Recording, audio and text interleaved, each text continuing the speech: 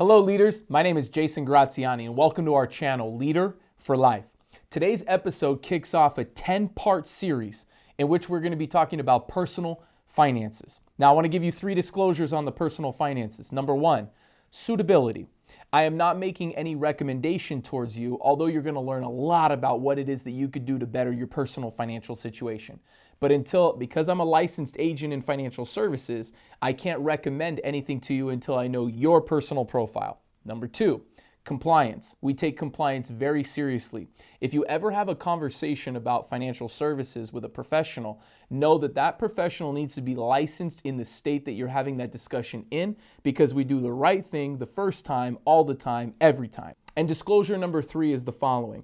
For those that don't know, I've operated in the financial services space for over 15 years. I work directly with businesses, consumers, and I provide a lot of that advice and recommendations and distribute insurance products, retirement services for the different customers that I serve. Today, as I do this 10-part series, I want to share some of the training and share some of the value that I've been able to acquire over the last 15 years so that you as a consumer can make better decisions financially for yourself. Let's get into it. Part 1. You have to know what you want and you have to know when you want it. For example, if I asked you, so what do you want financially? You may say things like, I want retirement, I want to travel, I have a major purchase, I want to pay off debt, I need to get insurance, I want college funds for my kids, I want to do this, that, or the other, whatever it is. When you give me that answer, I want you to imagine that you're shooting a bullseye. And I want you to imagine that if you tell me exactly what it is, this bullseye slows down. And if you tell me exactly when you want it, the bullseye stays still. See, the reason that most people don't get what it is that they're going for is because they're trying to hit a target that looks like this. They're like, well, I kind of want to pay off my debt and I also want to retire, but when do you want to retire? I want to retire at like 60s, 70s. Oh my gosh, it's over here. How much money do you need to have at retirement? Oh, I don't know, approximately a couple million. No, this is just too difficult. This is why most Americans don't have what it is that they need financially. However, Jason, I would like to retire when I'm 68 years old and I need $2 million in my account. Boom. Now you still have to hit that target. You still have to hit that bullseye, but now what you're doing is you're aiming at something that's fixed. And if you aim at something that's fixed, the likelihood that you hit it skyrockets upwards. And so the key to goal setting is not that you have an amazing, elaborate goal. It's that you know what it is that you want and when it is that you want it, and you'll get that goal complete. Number 2, do you currently have a plan or a strategy in which to retire? And the second part of that question is, do you have an expert currently that's helping you on your way to retirement? Let me give you an analogy. Let's just say that you wanted to get in shape and you wanted to work out. There's kind of like 3 different types of answers that you could have if somebody asked, hey, do you work out? Hey, do you have a membership? Hey, are you getting physically fit? You know what type of answers you'll get? You'll get one of 3. I'm going to give you least committed to the most committed. Ready? Least committed. I have a membership. Yeah, I have a membership over 24-hour fitness. Okay. Most likely you don't go to the gym, you just have a membership. The next level of commitment would be like this. Oh no, I go to the gym and I kind of work out myself and I kind of just work out based how you feel. Any of you guys that have ever worked out before, you know exactly what I'm talking about. You go in, you kind of look around at some machines, some are taken, some got some music on, and you go do the one that you want to, but you may avoid the things that you need to do. Which leads me to the most committed person, which is this. No, I have a physical trainer and that person, he or she is helping me accomplish my goals and dreams because I told them that I wanted to reduce my body fat to increase my endurance and to work in these areas of my body. I told them where I'm injury prone and what my schedule is, and they put a plan together in place for me to accomplish my goals. That would be the best way to go through working out and getting in shape. Now, I'm not a physical trainer, but in the financial realm, I operate in that similar capacity. When somebody tells me what it is that they want, and then they tell me their limitations, and then they tell me what they can and can't do, then I help customize a plan so that they could travel in a straight line instead of going here and over here and over here and end up being really discouraged, and then they end up quitting. And if you start saving money, or if you start tackling a financial goal of yourself, and you don't really feel like you're making progress, It's so easy to quit, which is why most people don't have very much money in their savings accounts, because they set it up, they start it, and they don't continue to fund it because it doesn't feel good not to get ahead. Which leads me to point number 3. You have to commit a certain amount of time and a certain amount of money to getting in shape financially. So let me explain what that means. If you have a long-term goal, and long-term is considered anything 10 plus years. So if you say, you know what, I'm 45 years old and I want to retire at 65, and I'm willing to do something every single month, save a certain amount of money every single month for the next 20 years, so that my dream of retiring at 65 can happen. Anything that's less than 7 to 10 years is usually considered shorter or immediate term financial goals. And the number of financial products that exist to help you accomplish those really are minimized. So as long as your goal is more than 7 to 10 years out, generally you have a lot of good selections and you have a lot of leeway and you could really get after it. Kind of like if I go back to the physical training example, if you told me you wanted to be a bodybuilder in the next 30 days, I would tell you that that's just darn near impossible. But if you want to revolutionize and change your body over the next 3 years, I think it's very possible in order to do that. So as long as you have a committed amount of time and now a committed amount of money that you want to save per month. Oh, but Jason, I don't have any money I could save per month. I mean, that's like when people say they can't work out, they say what? I don't have time. And then when people are trying to save money and put money away, they generally say what? I don't have enough money to save. It's like I'm checked to what? I'm checked to check. I don't have enough money. What can I do? And so I kind of back engineer, and here's how I'll help you with this because I think that I could provide some value in this area. You pick a percentage. Do you think you should save 5%, 10%, 15, 20% of your money? What percent of your money do you think you should save? Now, if your answer to the video just was, I can't save anything, I don't have anything to save. Listen, as much as you think that you can't save today, you can't afford not to save. Because as difficult as it is to get a job today at your current age, as difficult as it may be to prioritize putting away a few $100s, several $100s a month, as difficult as that sounds today, it is going to be twice as hard in the future because it's harder to gain employment as you get older. Everything only becomes more and more expensive. Life doesn't become cheaper. Life just keeps getting more expensive. And so it's not a function of whether you can save or can't. You have to save. It's just a matter of getting you started on something smaller. So let me give you an analogy. And this works the psychology side because although your money to me is logical and it's just numbers on a page, but your money to you is emotional. And because it's emotional, you have to introduce psychology to the example. Let me give you a story. If I told you this, let's pretend your name is John, and I say, so John, how often do you get paid per month? And you tell me, 2 times per month. I get paid every other week is my paycheck. Great. Here's an example I'm going to give you.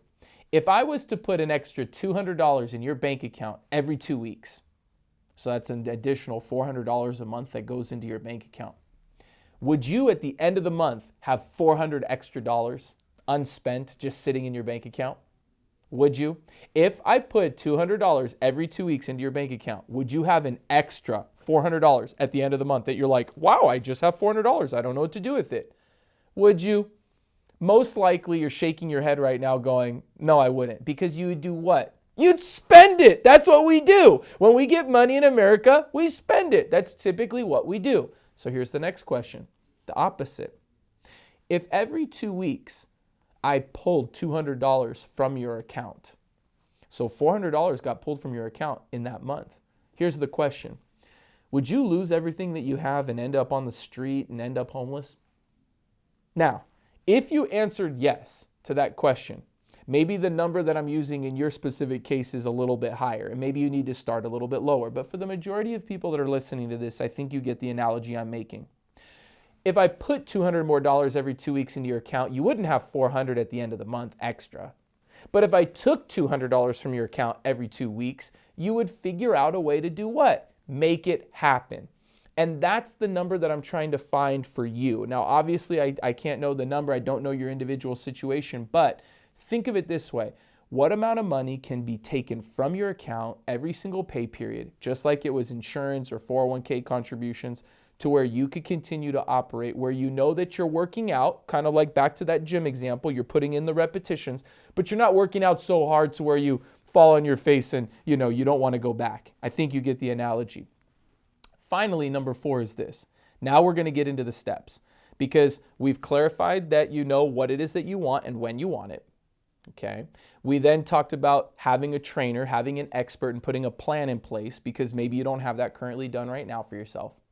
We went through the psychology and understanding that you need somewhere between a 10-year, 20-year, 30-year type of a commitment, okay, coupled with an amount of money per month that you could commit to your trainer or financial expert in this case, or whoever that person may be in your life, that you could commit that amount of money to saving. So, Jason, if you're my trainer, I could do 20 years and I could do $300 per month.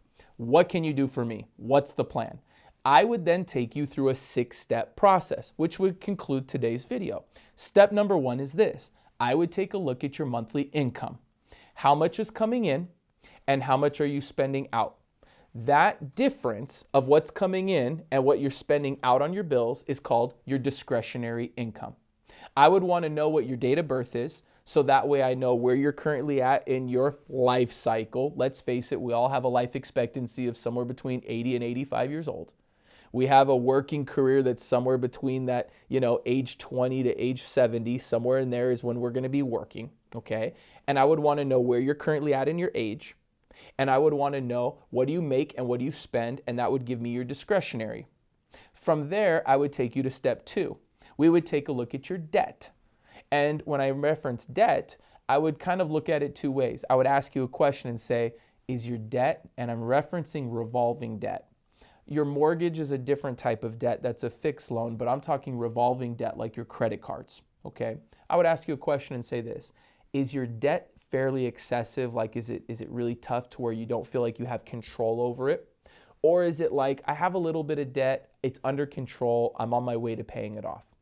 If it's number 2, if you have it under control, we don't really need to address that part right now. However, if you have excessive debt and you're really stressed about it and you don't know how you're going to pay off those credit cards and some of the others, there are some different debt consolidation services that could really help free up some extra cash if that is a need for you on the debt side. Number 3, emergency funds.